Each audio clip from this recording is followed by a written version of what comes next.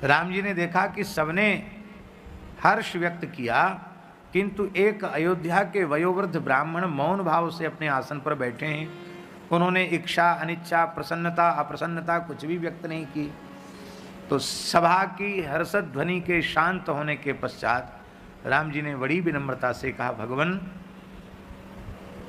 आप कुछ कहना चाहते हैं तो अवश्य कहें। सबने अपने अपने मत की बात कही, आपने कुछ नहीं कहा। तो उन्होंने कहा उदासीन भाव से कि ठीक है, बहुमत का जमाना है और जब सबकी राय यही है तो हम उसका विरोध क्यों करें। नहीं नहीं, बहुमत नहीं, यहाँ बहुमत अल्पमत वाली बात नहीं है। राम जी का न्याय तो ऐसा है कि एक भी व्यक्ति के विरुद्ध यदि बात होती है तो राम जी उसे स्वीकार नहीं करते। आप बताइए। तब हमने गुरुदेव के मुख से सुना है कि उस ब्राह्मण ने कहा, महाराज मैंने आपके पिताजी के शासनकाल को भी देखा है, मैंने आपके पितामह के शासनकाल को भी देखा है, महाराज अज के शासनकाल को भी देखा है, और हमने आपके प्रपितामह महाराज रघु का भी शासनकाल देखा है। मैं इतना दीर्घायु ब्राह्मण हूँ, पर भगवान आप परब्रह्म परमात्मा अवश्य हैं, पर जैसी ब्राह्मण भक्ति आपके पूर्वज रघु में थी वैसी तो कहीं दिखाई सुनाई नहीं पड़ती है। इसलिए मेरे विचार से तो परिवर्तन की आवश्यकता नहीं। राम जी बोले आपका मत है वही हमारा मत है, वही हमें ग्राह्य है। और राम जी ने उस ब्राह्मण ने कहा कि रघु जी इतने शक्ति संपन्न थे कि वो रावण का वध कर सकते थे, लेकिन भले ही धर्म भ्रष्ट ही सही, पर ब्राह्मण है, जन्मना ब्राह्मण है, इतना मान करके उन्होंने उसका वध नहीं किया। रावण का कथा प्रसिद्ध है कि रावण रघु जी के पास लड़ने आया, युद्ध के लिए आया। तो रघु जी मध्याह्नकालीन संध्योपासन श्री सरयू जी के जल में कर रहे थे। सरयू जल से बाहर निकले तो एक चुल्लू जल उन्होंने दक्षिण की ओर फेंका। तो रावण तो वहां प्रतीक्षा कर रहा था रघु जी की। रावण ने कहा, महाराज आप बड़े ब्राह्मण भक्त हैं और कोई ब्राह्मण किसी भी प्रकार की भिक्षा मांगे आप उसे मना नहीं करते, तो मैं आपसे युद्ध की भिक्षा लेने के लिए आया हूं। रघु जी हंसे, बोले भाई ब्राह्मण कभी युद्ध की भिक्षा तो नहीं मांगता, लेकिन चलो तुम अपने को ब्राह्मण कह रहे हो तो मेरी निष्ठा को तुम सुन लो। ब्राह्मण मेरे आराध्य हैं, उपास्य हैं। आराध्य उपास्य ही नहीं, अति आराध्य अति उपास्य हैं, अति इष्ट हैं। क्योंकि इक्ष्वाकु कुल दैवतम, इक्ष्वाकु, अभी खट्वांग जी के बारे में सुना, वो कहते इक्ष्वाकु कुल के देवता तो ब्राह्मण ही हैं। और यदि भगवान रंगनाथ इक्ष्वाकु कुल के देवता हैं तो समत परोहम द्विजदेव देवः, भगवान श्री हरि भी तो अपना इष्ट ब्राह्मणों को मानते। तो भगवान इष्ट हैं और इष्ट का इष्ट होने से ब्राह्मण अति इष्ट हैं, इसलिए मैं ब्राह्मण से युद्ध नहीं कर सकता। और दूसरी बात है, यदि मैं तुम्हें भिक्षा दूं भी युद्ध की तो समानता में युद्ध होना चाहिए। तुम शक्ति में, बल में, सामर्थ्य में मेरी समानता नहीं रखते हो, इसलिए भी मैं तुमसे युद्ध नहीं करूंगा। असमान व्यक्ति से युद्ध नहीं करना चाहिए, समानता में युद्ध होना चाहिए। रावण ने कहा चलो कोई बात नहीं, समानता असमानता की परीक्षा तो पीछे हो जाएगी। पहले एक बात बताइए कि संध्योपासन के पश्चात एक चुल्लू जल भर के दक्षिण को फेंकने की कोई विधि किसी कर्मकांड के ग्रंथ में तो नहीं है, तो ये आपने क्या किया? संध्योपासन करके बाहर निकले और त्वरित गति से सरयू जी का एक चुल्लू जल लिया और दक्षिण की ओर फेंक दिया। तो दक्षिण दिशा में इस जल को फेंकने का प्रयोजन क्या है? ये कोई कर्मकांड की विधि मैंने तो कभी कहीं पढ़ा देखा सुना नहीं। रावण भी विद्वान तो था। तब राजर्षि रघु जी महाराज ने कहा कि दंडकारण्य में एक ब्रह्मर्षि की अग्निहोत्र का साधन गाय, वह स्वच्छंद गति से चल रही थी, ब्राह्मण उसके पीछे पीछे चल रहा था। इसी बीच में एक सिंह ने आक्रमण किया। ब्राह्मण ने पुकारा, बचाओ महाराज बचाओ।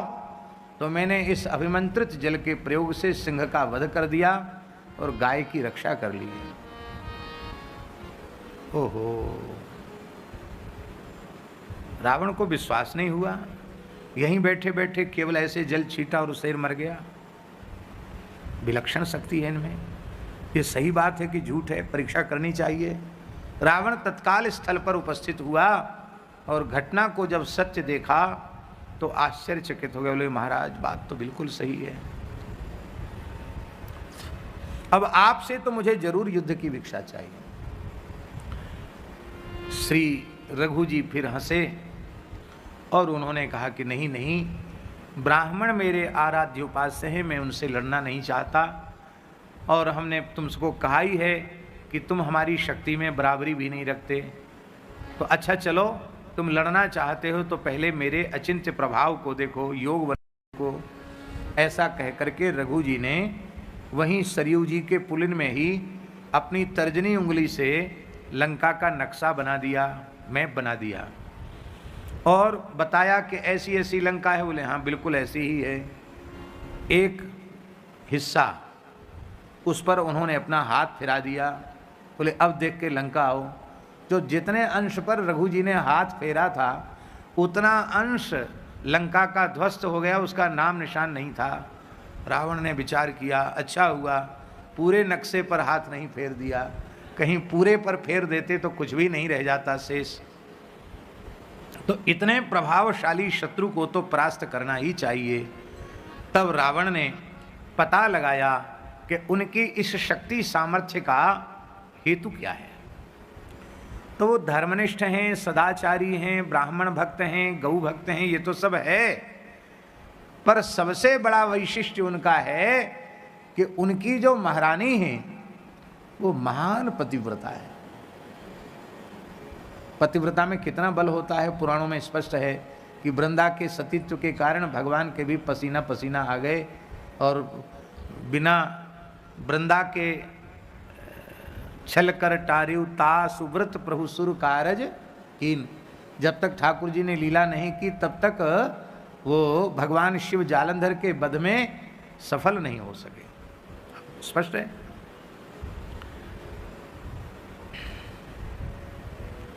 तो रावण बहुरूपिया तो थे ही। रावण ने रघु जी का रूप बनाया। एक दिन रघु जी सरयू किनारे संध्योपासन कर रहे थे, सायं संध्या कर रहे थे, और रावण रघु जी का रूप धारण करके श्री अयोध्या में राजमहल में प्रविष्ट हुआ। तो महारानी ने देखते ही कह दिया कि ये मेरे स्वामी नहीं हो सकते, ये उनका स्वरूप धारण करके कौन राक्षस यहाँ घुस गया है, निकालो इसको। और यदि तू आगे बढ़ेगा तो मेरी दृष्टि पड़ते ही दग्ध हो जाएगा। रावण डर के मारे भाग गया। जब लौटकर आने पर रघु जी ने इस उपद्रव को सुना तब तो निश्चय किया कि इस उपद्रवी को तो अनुशासित करना ही चाहिए। तब आपने अपने तरकस से एक बाण निकाला, और जब बाण निकाला तो तत्काल श्री ब्रह्मा जी प्रकट हो गए। बोले महाराज मैंने रावण को लंबी आयु दे रखी है, मेरी लिपि को न मेटिए, हैं? आप उसका वध न करें, आप क्षमा करें उसको। रघु जी ने कहा कि मैंने संकल्प पूर्वक बाण तरकस से हाथ में ले लिया है, अब बिना रावण वध के ये तरकस में प्रविष्ट नहीं हो सकता। ब्रह्मा जी बोले हमको दे दो, आगे आपके वंश में प्रभु अवतीर्ण होंगे तब इसी बाण से वो वध करेंगे। तो कहते हैं कि वो बाण परंपरा से महर्षि अगस्त्य तक आया, और अगस्त्य जी ने वह बाण भगवान श्री राम को प्रदान किया। और छाड़े सर 31, उसमें 31वां जो बाण था जिससे नाभिकुंड के अमृत को सोखा गया, जिससे रावण मरा, वो महाराज रघु जी का बाण था। ऐसा भी प्रसिद्ध है। और महाराज जी बंगला की रामायण में एक बड़ी सुंदर बात है, आपको सुनने पे लगेगा कि एकदम नई कथा है। कृत्तिवास बंगला की रामायण है कृत्तिवास। उस बंगला रामायण कृत्तिवास में लिखा है कि जब रावण को ये पता चला कि हमको मारने का संकल्प करके रघु जी ने बाण निकाल लिया, और वो ब्रह्मा जी समझा बुझाकर रघु जी से ले आए हैं, तो क्यों न मैं ब्रह्मा जी को प्रसन्न करके तब से वो बाण ले लूं, तो अमर हो जाऊंगा। तो तब करके उसने ब्रह्मा जी को प्रसन्न किया और अपना मृत्युबाण उनसे ले लिया, और अंतःपुर में अपने निज महल में एक स्तंभ के भीतर उसको चुनवा दिया। उसका गंधाक्षत पुष्प से पूजन भी करता था, मेरे अरिष्ट का निरसन हो, मैं अजर अमर हो जाऊं। इस बात का किसी को ज्ञान नहीं था, कृत्तिवास में लिखा है, पर विभीषण को पता था। तो श्री राम जी उदास हैं, अभी वे वध नहीं कर पा रहे हैं रावण का, बार बार उसके मस्तक और भुजाएं पुनः उत्पन्न हो जाती हैं कटने के बाद। भगवान सहज सर्वज्ञ हैं, नर नाट्य कर रहे हैं, शिक्षा देने के लिए कर रहे हैं, इसलिए ऐसा आप अपने मन में सोचना। प्रभु की उदासी शरणागत विभीषण के निश्चल निष्कपट अंतःकरण को अभिव्यक्त करने वाली। यदि सच्चे शरणागत विभीषण जी हैं तो फिर अपने पराये का भेद भूल करके श्री राम जी के सुख का ही विचार करेंगे। तो इसलिए मानो प्रभु ने उनके भाव की परीक्षा ली और श्री विभीषण जी ने कहा कि भगवान, रावण वध नहीं हो पा रहा है, इसलिए आप बहुत अधिक चिंतित हैं। तो भगवान, इसका कारण है, इसके नाभि कुंड पीयूष वस जाके नाथ जियत रावण बल ताके। इसके नाभि कुंड में अमृत है, और वह एक ही ऐसा बाण है जिस बाण के आपके हस्तगत होने पर उसी से इसका वध होगा। पूरी बात सुनाई रघु जी के बाण की विभीषण ने। तो भगवान ने पूछा कि वो कहाँ है बाण, हमको कैसे मिलेगा। तो विभीषण ने कहा कि भगवान, इतने तक तो मुझे पता है कि रावण उसको ब्रह्मा जी से ले आया था, अब लंका में ही रखा होगा, कहाँ छिपा के रखा है इस बात का ज्ञान हमको नहीं है, तो इसको कैसे पता चले। तो हनुमान जी हैं, कवन सुकाज कठिन जग माही, जो नहीं होए तात तुम पाई। हनुमान जी सब कुछ करने में समर्थ हैं। तो सरकार ने अपनी करुणा भरी दृष्टि से हनुमान जी की ओर देखा। हनुमान जी ने कहा, सरकार, पता लगाने का काम तो हमारा है, पता चल गया कि बाण है तो आपके सेवा में मैं उसे प्रस्तुत करूंगा। कृत्तिवास में लिखा है कि हनुमान जी एक विलक्षण ब्रह्मचारी का रूप धारण करके अंतःपुर के उपवन में प्रकट हो गए, जहाँ मंदोदरी बहुत व्यग्र हो रही थी कि मेरे पति के मस्तक बार बार कट कट करके गिर रहे हैं, भुजाएं कट कट करके गिर रही हैं, हाय हाय मेरे पति के प्राण कैसे बचेंगे। उसी समय एक विलक्षण दैवज्ञ ब्रह्मचारी के रूप में हनुमान जी प्रकट हुए और बोले, रावण की विजय हो, रावण की विजय हो। अरे महाराज, आप कौन हैं जो कहते रावण की विजय हो? सब तो कहते राम जी की जय, राम जी की जय, आप रावण की विजय बोल रहे हैं।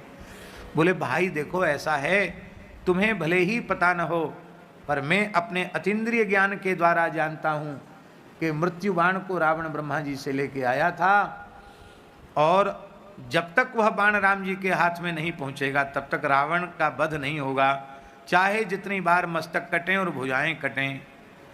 इतना सुनते ही मंदोदरी समझ गई। बोले, हाँ महाराज, बिल्कुल सही, आप तो निश्चित सिद्ध महात्मा हैं, आप त्रिकालज्ञ ब्रह्मचारी हैं, आप बिल्कुल ठीक कहते हैं। उस बाण को तो महाराज ने इस स्तंभ में चुनवा रखा था। ऐसे उसके मुंह से निकल गया। व्यक्ति की कमजोरी होती है, वो सब बात छिपा सकता है, पर अपनी प्राण वल्लभा पत्नी से कुछ नहीं छिपाता है। एकांत में उसको बहुत अधिक विश्वास दिलाने के लिए अपनी छुपी हुई बात भी उसको बता देता है। इतना सुनते हनुमान जी अपने रूप में प्रकट हो गए, एक लात लगाई, स्तंभ विदीर्ण कर दिया और बाण लेकर राम जी के हाथ में दिया, और उससे रावण का वध हुआ। ऐसा कृत्तिवास में लिखा है। तो जिन जिन महात्माओं ने भगवान श्री राम के चरित्र के बारे में कुछ भी लिखा है, वो सब ठीक है। चरितम रघुनाथस्य शतकोटि प्रविस्तरम एकैकमक्षरम पुंसाम महापातक नाशनम। ऐसा भगवान श्री राम का चरित्र है। तो रघु जी का चरित्र बड़ा अद्भुत है। कौत्स ब्रह्मचारी के लिए उन्होंने कुबेर से कैसे स्वर्ण की वृष्टि कराई थी, वो कथा तो प्रसिद्ध ही है। आज भी अयोध्या जी में स्वर्ण खनी कुंड है जहाँ स्वर्ण की वर्षा हुई थी। तो रघु जी के बहुत विलक्षण विलक्षण चरित्र हैं। रघु जी के पुत्र अज हुए और अज के पुत्र दशरथ हुए। दशरथ जी के संबंध में महाराज जी ऐसा लिखा है, वेदो दशरथो नृपा। दशरथ जी को वेद कहा गया। वेदो दशरथो नृपा, दशरथ जी वेद हैं। और ज्ञान शक्ति कौशल्या है, कर्म शक्ति कैकेयी हैं, और सुमित्रा जी उपासना शक्ति है। ज्ञान कर्म उपासना यही वेद के 3 कांड हैं। और इनके संयोग से ही परब्रह्म तत्व श्री राम तत्व प्रकट होता है। इसलिए इस प्रकार की परिकल्पना हमारे महापुरुषों ने, पूर्वाचार्यों ने की है। अब वो वेद दशरथ जी हैं, तो वेद नित्य सिद्ध अनाद्य पौरुषेय है, सनातन है। वेदो नारायण साक्षात स्वयंभूरिति सुश्रुमो, स्वयंभू है। यस्य निश्वसितम वेदाः ब्रह्मांडंच कलेवरम। जिन भगवान का श्वास प्रश्वास वेद है, और ये पूरा ब्रह्मांड ही भगवान का कलेवर है, विराट भगवान का कलेवर है। हमसे कोई पूछे कि आपका श्वास प्रश्वास कब से है, तो हम उत्तर देंगे कि जब से हम हैं तब से हमारा श्वास प्रश्वास है। तो भगवान का श्वास प्रश्वास कब से है? जब से भगवान है तब से भगवान का श्वास प्रश्वास है। तो भगवान कब से हैं? भगवान तो सदा सर्वदा से हैं। क्या आप अपने श्वास के सर्जक हैं? क्या आप अपने श्वास की सृष्टि करते हैं? नहीं करते हैं। यदि आप श्वास की सृष्टि करने वाले होते तो सुसुप्तावस्था में आपकी श्वास बंद हो जानी चाहिए थी, पर उस समय तो किसी किसी के घुर्राटे चलने लग जाते हैं। तो इसका मतलब है श्वास प्रश्वास की प्रक्रिया अत्यंत स्वाभाविक है, सहज है। इसलिए गोस्वामी जी ने कहा, जाकी सहज श्वास सुतिचारी। वेद सहज भगवान के श्वास प्रश्वास से अभिव्यक्त होता है। तो वेद सनातन है, वेद स्वयंभू है, किंतु सृष्टि के क्रम में तेने ब्रह्म हृदय आदि कवये मुह्यन्तियत सूरयः। भगवान अपने हृदय के संकल्प से वेदों का ज्ञान श्री ब्रह्मा जी को प्रदान करते हैं, जिसके संबंध में बड़े बड़े सूरी भी मोहित हो जाते हैं। इसलिए महाराज जी, वेदों का तात्पर्य जीव समझ ही नहीं सकता था। इसलिए भगवान ने व्यास रूप में अवतरित होकर के वेद के गुरु गंभीर तात्पर्यों को इतिहास पुराण के माध्यम से अत्यंत सरल करके प्रस्तुत किया और सबके लिए उपादेय बना दिया वेद को। इस समय तो अधिकार अनधिकार की बात ही नहीं है, लेकिन जो अधिकारी नहीं, स्त्री शूद्र द्विजबंधु नाम त्रैन श्रुति गोचरा, ये जो अनधिकारी जीव हैं, उन अनधिकारी जीवों को भी वेदार्थ का बोध होवे, इसके लिए भगवान व्यास ने पंचम वेद महाभारत की रचना की। इसलिए आदि पर्व में महाभारत में लिखा है, इतिहास पुराणाभ्याम वेदार्थम समुपबृंहयेत विभेत्यल्पश्रुताद् वेदो मामयम प्रहरिष्यति। भगवान व्यास कह रहे हैं, वेदार्थ का उपबृंहण इतिहास पुराण के माध्यम से करना चाहिए। जो अल्पश्रुत है उससे भगवान वेद भयभीत होते हैं, यह मेरे स्वरूप को विखंडित कर देगा। कहा अल्पश्रुतः, इतिहास पुराण से जो अनभिज्ञ है वही अल्पश्रुत है, और उस अल्पश्रुत से वेद भयभीत होते हैं। इसलिए जो महापुरुष बड़े विद्वान थे और वेदों पर जिन्होंने बहुत ऐतिहासिक कार्य किया, वेद को ही प्रधान मान करके अपने संपूर्ण जीवन में वो कार्य करते रहे, किंतु इतिहास पुराण को वेद भाष्य न मानने के कारण उन्होंने वेद की दुहाई देने के बाद भी मूर्ति पूजा का निषेध कर दिया, सपिंडी कृत्य का निषेध कर दिया, अवतारवाद का निषेध कर दिया। दुहाई तो वेद की ही दे रहे थे, पर यह क्यों हुआ ऐसा उन महानुभावों के जीवन में? इसलिए हुआ क्योंकि उन्होंने व्यासकृत वेद भाष्य को के प्रामाण्य को स्वीकार नहीं किया, इसलिए ये विसंगति उनके जीवन में आई। तो वह वेद अत्यंत गंभीर है, पर प्रथमतः ब्रह्मा जी के मुख से भगवत संकल्प से सृष्टि के क्रम में वह प्रकट होता है, क्योंकि यह सृष्टि वेद मूलक है। पहले वेद है, इसके बाद सृष्टि है। वेद में जिस प्रकार की प्रकृति का, ब्रह्मांड का, देवताओं का, ऋषियों का वर्णन है, बस उसी का अनुसंधान करके ब्रह्मा जी ने सृष्टि की रचना की। जैसे वज्र हस्तो पुरंदरा, तो वज्र की सृष्टि कर दी, इंद्र की सृष्टि कर दी। स्वर्ग का वर्णन है तो स्वर्ग की सृष्टि कर दी। तो ये संपूर्ण ब्रह्मांड की सृष्टि वेद मूलक है। ब्रह्मा जी का भी एक नाम अज है। ब्रह्मा जी को अज कहते कि नहीं? अजन्मा है ब्रह्मा जी। प्राकृत बालक की तरह ब्रह्मा जी का जन्म नहीं है। भगवान के नाभि कमल से उत्पन्न है ब्रह्मा जी। ब्रह्मा जी अज हैं।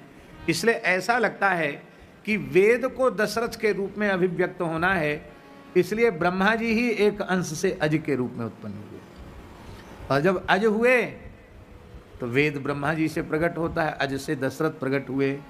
दशरथ की 3 रानियां, ज्ञान कर्म शक्ति, कौशल्या, केकई और सुमित्रा, इनका संयोग हुआ तो भगवान श्री राम, लक्ष्मण, भरत, शत्रुघ्न चारों लाल जी का प्राकट्य हो गया। बोलो भक्तवत्सल भगवान की जय। तो दशरथ जी का ये महान वैभव है, महत्व है। श्रीमद् वाल्मीकि रामायण को भी साक्षात वेद कहा गया। वाल्मीकि वेद है। गायत्री भाष्य भूतोसौ, ये महाकाव्य गायत्री का भाष्य है। इसलिए महानुभावों ने स्मरण किया है कि 24 अक्षर वाली गायत्री है, और आदि काव्य श्रीमद् वाल्मीकि रामायण की श्लोक संख्या भी 24,000 है। तकार से गायत्री मंत्र का आरंभ है, और यहाँ भी तपस्वाध्याय निरतम से ग्रंथ का आरंभ है। तकार पर ही गायत्री की परिसमाप्ति है, और यहाँ भी जगाम त्रिदिवम महत, तकार पर ही ग्रंथ की परिसमाप्ति हो रही है। इसलिए एक एक अक्षर की 1-1 हजार श्लोकों में व्याख्या है, ऐसा भी महानुभावों का भाव है, मत है, और वो शास्त्रानुकूल है, इसलिए अत्यंत आदर के योग्य है।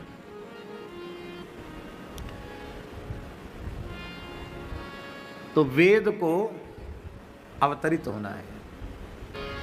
आपकी बात आप जाने, गुरुजनों के चरणों में बैठकर 2-4 अक्षर पढ़ने का, सुनने का जो सौभाग्य मिला, दास तो बार बार भीतर से यह निश्चय करता है कि संभवतः इस युग में गोस्वामी तुलसीदास जी के जैसा महापंडित न भूतो न भविष्यति। अगाध ज्ञान है गोस्वामी जी का, अगाध ज्ञान है। हमको अयोध्या के संतों ने कहा था कि आप कभी विनय पत्रिका पर प्रवचन करें। एक बार 10 दिन का प्रवचन विनय पत्रिका पर राजकोट में किया था सबसे पहले। तो उसमें केवल विशेष रूप में नाम महिमा ही कही गई थी। तो अयोध्या में पूज्य श्री हर्षण कुंज वाले महाराज जी के कृपा पात्र हैं, बड़े सरकार हर्षण कुंज सरकार के श्री मथुरा दास जी। तो उन्होंने कहा, बड़ा स्नेह करते हैं, सरकार की निजी सेवा में भी बहुत लंबे समय तक रहे, बहुत अच्छे महात्मा हैं। तो उन्होंने कहा, भैया 10 दिन वाली कैसेट सुन के तृप्ति नहीं होती, हम लोग कहीं आते जाते नहीं हैं, यहीं पड़े रहते हैं। अब जब आपकी इच्छा हो तब करना, पर एक एक विनय पत्रिका जी के पद से, पहले पद से लेकर अंतिम पद तक आप अपनी वाणी में प्रवचन करना। और भी कुछ संतों ने कहा था। तो हम सोचते थे स्वामी जी कि विनय पत्रिका तो पद हैं, एक एक पद गाएंगे, उसका एक दिन में व्याख्यान हो जाएगा और बहुत जल्दी 2-3 महीने में पूरा हो जाएगा। ऐसा हमारे मन में था कि बढ़िया से भी करेंगे। तो अब कोरोना काल चल रहा है, लॉकडाउन हो गया है, आने जाने का बंद हो गया, बहुत अच्छा है, अब यहीं बैठकर सत्संग करेंगे। महाराज जी क्रमशः करने में 15 महीना लगे। कितने महीना लगे? और इसी सूर्य शाम में आकर विनय पत्रिका पूरी हुई। तो क्या हम अपने मन में ये सोच लें कि 15 महीने के व्याख्यान में विनय पत्रिका का सांगोपांग व्याख्यान हो गया, ऐसा यदि हम समझते हैं तो हमसे बड़ा जड़मती मूर्ख इस संसार में कोई दूसरा नहीं। हम तो गोस्वामी जी के भाव के एक अंश की भी चर्चा नहीं कर सके। इतना अगाध गांभीर्य है गोस्वामी जी की वाणी में, अद्भुत है। किसी भी पक्ष से देख लें। धर्म संघ वाले गुरु जी एक बात कहते थे, वो कहते थे एक बार धर्म सम्राट स्वामी कृपात्री जी महाराज ने कहा था कि संतों के प्रति मेरी अगाध श्रद्धा है, पर भक्ति काल में अनेक संत हुए और उन्होंने अपनी अपनी वाणियां भी प्रकट की, पर सभी वाणियां हमारे गले के नीचे नहीं उतरती हैं। सभी संतों की वाणियां हमारे गले के नीचे नहीं उतरती हैं। केवल एक तुलसीदास जी महाराज ऐसे हैं जिनका संपूर्ण साहित्य ग्राह्य है, क्योंकि एक अक्षर भी वेदादि शास्त्रों के विरुद्ध अथवा वर्णाश्रम व्यवस्था के विरुद्ध एक अक्षर भी गोस्वामी जी ने नहीं कहा। इसलिए बोले संपूर्ण वेदों के शास्त्रों के पुराणों के परम परम निगूढ़ तात्पर्य को भाषा में अभिव्यक्त करने की सामर्थ्य गोस्वामी तुलसीदास जी। वे चातुर्मास्य करते थे काशी में स्वामी कृपात्री जी महाराज। 2 महीना श्रावण भादों 2 महीना काशी निवास करते थे और नित्य उनका प्रवचन होता था। उस प्रवचन में वे हिंदी में नहीं बोलते थे, संस्कृत में ही बोलते थे। संस्कृत में ही बोलते थे, प्रवचन करते थे। चातुर्मास में हिंदी नहीं बोलते थे, संस्कृत ही बोलते थे। तो अपने प्रवचन में, प्रवचन तो उनका संस्कृत में होता, और कैसी प्रज्ञा कैसी वक्तृता उनमें थी, वो तो जिन लोगों ने उनको देखा है या सुना है वही अनुभव कर सकते हैं। पर वे अपने गंभीर वक्तव्य के मध्य में बीच बीच में बड़े प्रेम से मानस जी की चौपाई गा देते थे, अथवा विनय पत्रिका का कोई अंश कह दिया करते थे। तो एक महापुरुष थे स्वामी श्री देवनायकाचार्य जी महाराज, रामानुज संप्रदाय के थे, बड़े विद्वान थे और कृपात्री जी के अभिन्न सहयोगी थे। तो श्री देवनायकाचार्य जी महाराज ने एकांत में स्वामी जी से कहा कि स्वामी जी, काशी में पंडितों के बीच में एक चर्चा चल रही है कि स्वामी जी नियम लेते 2 महीना में हिंदी नहीं बोलेंगे, तो चौपाई क्यों बोलते हैं? अब उनसे पूछने की हिम्मत तो किसी की नहीं है। आप पूछिए, तो मैं ढिठाई तो कर रहा हूँ पर आपसे पूछ रहा हूँ, आप चौपाई क्यों बोलते हैं? हमने सुना है धर्म संघ वाले गुरु जी के मुखारविंद से कि स्वामी जी के नेत्र सजल हो आए और उन्होंने संस्कृत में ही देवनायकाचार्य जी को कहा कि भाषा ग्रंथ होने पर भी मैं गोस्वामी तुलसीदास जी की प्रत्येक पंक्ति को वेद की ऋचाओं के समान आदर देता हूँ। इसलिए गोस्वामी जी का काव्य उद्धृत करने में मेरा व्रतभंग नहीं होता है। कितनी अद्भुत बात है। तो वाल्मीकि तुलसी भयो तो और अधिक वो उपयोगी हो गए, और वाल्मीकि ही श्रीमद् रामचरितमानस के रूप में प्रकट हो गया तो जन जन का हार हो गया, सबका पाथेय हो गया। और रामचरितमानस न होता तो हम साधु तो करते क्या हैं? कितने लोग जो केवल मांगने खाने के लिए ही ग्रंथ का आश्रय लिए हैं, उनकी भी उदर पूर्ति मानस के द्वारा हो रही है। उनको भी यश, कीर्ति, धन सब कुछ मिल रहा है। और यदि निष्काम भाव से आश्रय लें तो भगवत प्रेम भी उन्हें प्राप्त होगा। और मेरा ऐसा मानना है कि सकाम भाव से भी कोई सदग्रंथों का आश्रय ले, ईमानदारी से ले, तो अंत में वे ग्रंथ उसे निष्काम बना दें। इसलिए आर्ष ग्रंथों का आश्रय अपने जीवन में अवश्य लेना चाहिए। भगवत प्राप्ति की ओर जो बढ़ना चाहते हैं, मेरे विचार से उनको बहुत अधिक ग्रंथों में भटकना नहीं चाहिए। श्रीमद् भगवद गीता, श्रीमद् भागवत, श्रीमद् रामचरितमानस, श्रीमद् भक्तमाल और श्री विनय पत्रिका, ये 5 ग्रंथ पर्याप्त हैं परमार्थ पथ के पथिकों के लिए, परम परम पाथेय हैं। रामचरितमानस से आप ऐसा मत सोच लेना कि हम श्रीमद् रामायण का नाम नहीं ले रहे हैं।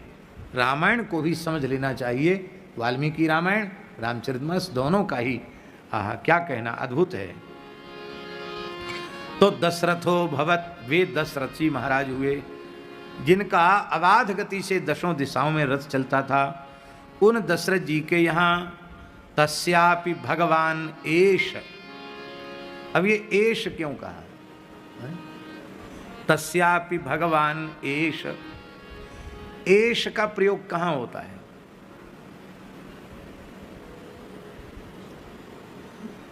जो बिल्कुल सामने उपस्थित होता है उसको हम एष कहते हैं। एष यज्ञ दत्ता, एष विष्णु मित्र, ऐसा प्रयोग करते हैं। एष माने पुरतो विद्यमान, बिल्कुल सामने है, उसको हम कहते हैं एष।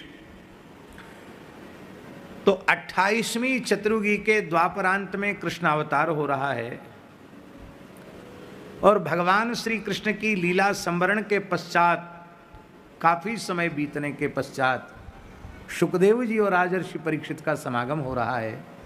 और भगवान श्री राम का अवतरण तो व्यास वाणी के प्रामाण्य के अनुसार इस वर्तमान चतुर्युगी के त्रेता में राम जी का आविर्भाव नहीं है। राम जी का आविर्भाव 24वीं चतुर्युगी के त्रेता में है। इसकी चर्चा हम भगवत कृपा से कल करेंगे, अनेक प्रमाण उद्धृत करेंगे।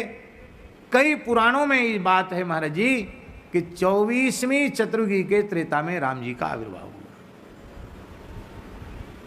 इसलिए राम जी के आविर्भाव को बहुत लंबा समय व्यतीत हो चुका है। जो लोग आजकल के अति आधुनिक विचारक तो 5-4 साल से पहले कुछ मानते ही नहीं, ज़्यादा लोग बढ़ते हैं तो 10-11 लाख वर्ष चले जाते हैं, लेकिन राम जी का अवतरण करोड़ों वर्ष पहले हुआ। हम उसकी संख्या भी कल बताने का प्रयास करेंगे। तो भगवान श्री राम का अवतरण 24वीं चतुर्युगी के त्रेता में हुआ। युग संधि में भगवान का अवतार होता है। त्रेता की परिसमाप्ति होने वाली है, द्वापर आने वाला युग संधि, उसमें भगवान का अवतार हुआ है। और उन भगवान के लिए शुकदेव जी कह रहे हैं एष एष तस्यापि भगवान एष। ये भगवान कौन? बोले जो सामने खड़े हैं। इसका तात्पर्य है कि वक्ता श्रोताओं की भी श्रेणियां होती।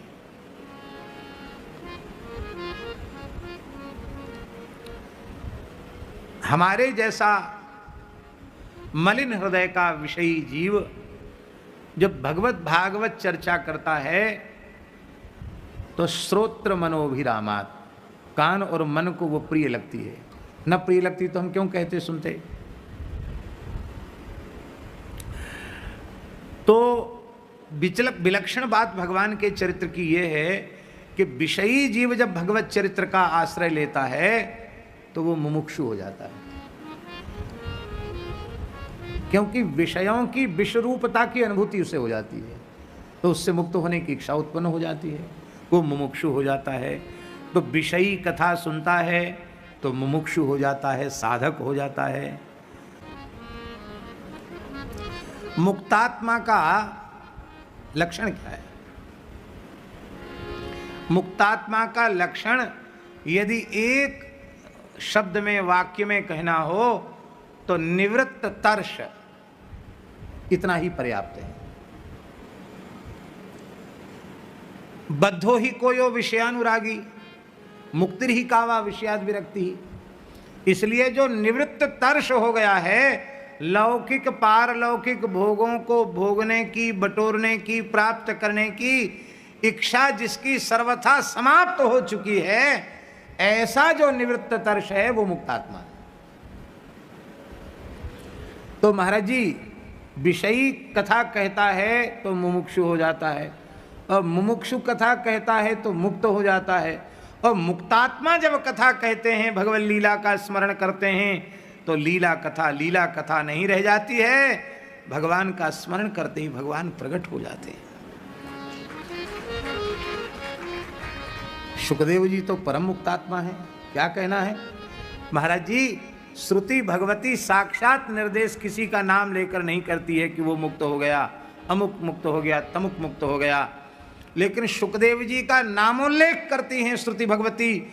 शुको मुक्तः जावालिर्मुक्तः कह करके श्रुति भगवती कह रही हैं, इसका साक्षात नामोल्लेख किया जा रहा है सुखदेव जी का। आहा, और उत्तर दिया है आत्मा रामास्य मुनयो निर्ग्रंथा अप्युरुक्रमे कुर्वन्च हेतुकीं भक्तिम इत्थम भूत गुणो हरि। तो ये सारे लक्षण सुखदेव जी में घटित हो गए। तो मुक्तात्मा जब भगवान की कथा कहते हैं तो कथा कथा नहीं रह जाती, कथा साक्षात लीला बन जाती है। लीला किसको कहते हैं? अरे ये कथा है, लीला तो सवेरे देखते कि नहीं, साक्षात भगवान आपके आंखों के सामने खेलते हैं, उसको लीला कहते हैं। तो श्री सुखदेव जी ने जब अपने आराध्य इष्ट देव का स्मरण भाव पूर्वक किया तो स्मरण करते ही भगवान सामने प्रकट हो गए। बोले परीक्षित तस्यापि भगवान एष एष रामचंद्र, ये मेरे आराध्य उपास्य भगवान श्री राम साक्षात ब्रह्ममयो। ये साक्षात शब्द का प्रयोग भी बड़ा अद्भुत है। रामावतार में भी भैया जी सुखदेव जी व्यास जी साक्षात शब्द का प्रयोग कर रहे हैं, साक्षात ब्रह्ममयो हरि। और कृष्णावतार में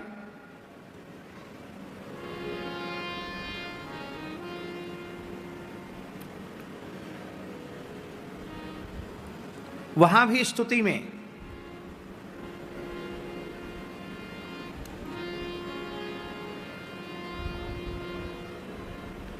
बड़ा प्यारा श्लोक है, वहां अंशेन साक्षात भगवान भवाय नः।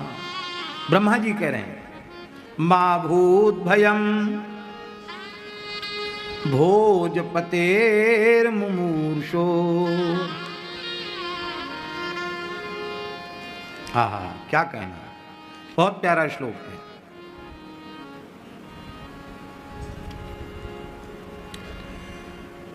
दिष्ट्याम्बते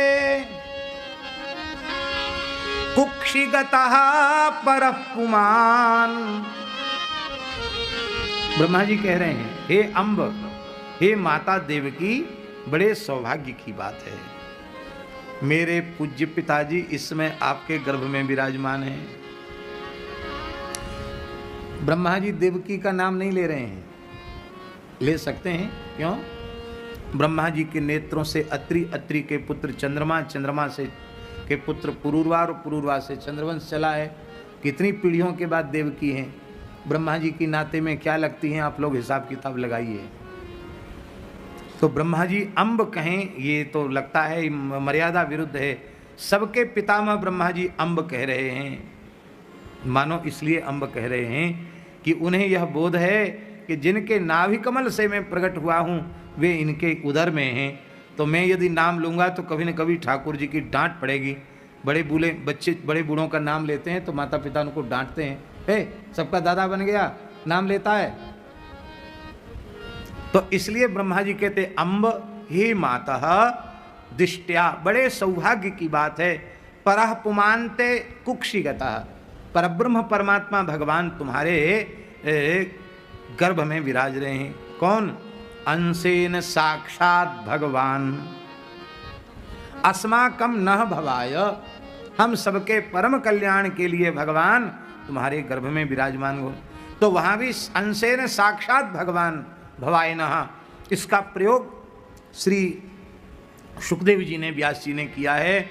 और यहाँ भी अंशेन अंशांशे तस्यापि भगवान एष साक्षात ब्रह्ममयो हरि।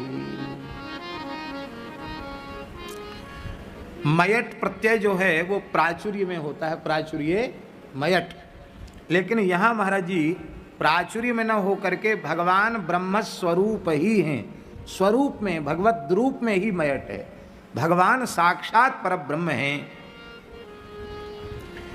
श्री राम जी के लिए साक्षात परब्रह्म और श्री कृष्ण के लिए साक्षात परब्रह्म भगवान, इसका तात्पर्य है भगवान के सभी अवतार नित्य हैं, पूर्ण हैं, लेकिन यह दो अवतार भगवान के परिपूर्ण हैं, श्री रामावतार और श्री कृष्णावतार, जहाँ मुमुक्षुओं को ज्ञानोपदेश भी भगवान कर रहे हैं और असुर संहार भी कर रहे हैं, धर्म स्थापन भी कर रहे हैं, सारा कार्य भगवान कर रहे हैं। अभी महाराज जी ने कितनी अच्छी बात बताई कि श्री राम जी की मर्यादा को ही यदि भक्त लोग स्मरण कर लें तो पूरे संसार में परिवर्तन हो जाएगा।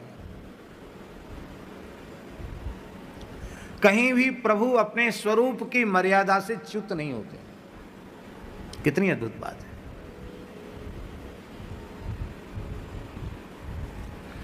हमको पूज्य गुरुदेव श्री पहाड़ी बाबा महाराज ने कृपा पूर्वक 1995 में विरक्त वेश प्रदान किया। कार्तिक पूर्णिमा थी, पहाड़ी बाबा की आविर्भाव तिरुभाव तिथि। तो हमने पूछा महाराज जी से कि महाराज जी, हम तो विद्यार्थी से आपकी कृपा से अब भगवान के शरणागत हो रहे हैं, तो हमको कुछ बताइए। तो बोले ये कथा वार्ता कहना, उपदेश देना पंडितों का काम है। महाराज जी बोले हम पढ़े लिखे नहीं हैं। यद्यपि वो पढ़े लिखे थे, हाँ, पहाड़ी बाबा महाराज अपठित नहीं थे, क्योंकि उनके जो नाना थे वो अपने समय के, अपने संभाग के सबसे बड़े विद्वान थे। न्याय, व्याकरण, वेदांत, ज्योतिष आदि विविध विषयों के महापंडित थे। और उनके पास रहकर उन्होंने अध्ययन किया। तो ज्योतिष तो महाराज जी का बहुत अच्छा था, लघु सिद्धांत भी पढ़ के ही आए थे घर से, कर्मकांड भी पूरा पढ़ के आए थे, वेद भी पढ़ के आए थे। तो अपठित तो नहीं थे वो, लेकिन कहते हमेशा यही थे, हम कोई पढ़े लिखे हैं। बचपन में घर छोड़ दिया, साधु हो गए।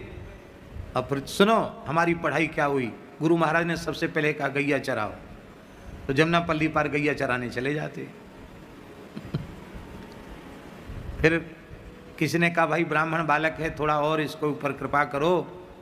तब गुरु महाराज ने फिर हमको रसोईया बना दिया, रसोई बनाओ।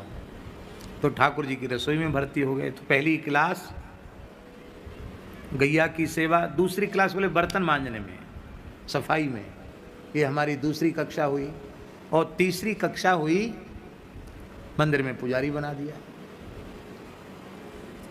पूजा की सेवा सबसे कठिन है भैया जी, क्योंकि मंगला से शयन तक पुजारी को छुट्टी नहीं है। पुजारी बना दिया, कुछ वर्ष पूजा की, इसके बाद फिर घूमने की आज्ञा दी, अब विचरण करो। तो हम पढ़े लिखे नहीं, ऐसा बोलते थे। पर हमारे गुरुजी ने हमको वेश दिया तो एक वाक्य दिया। महाराज जी ने कहा वही एक वाक्य हम तुमको दे रहे हैं, जो गुरुजी से हमको मिला हुआ है वही वाक्य हम तुमको प्रदान कर रहे हैं। क्या कहा? बच्चा, ये भेष भगवान का है, इसे लजाना नहीं,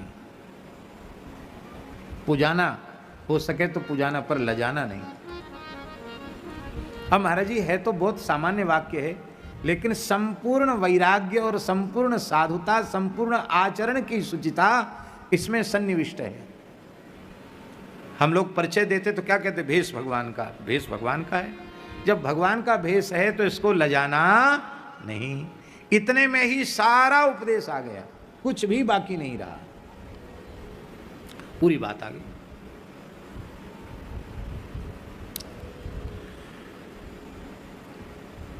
भगवान श्री राम का संपूर्ण चरित्र, सांगोपांग चरित्र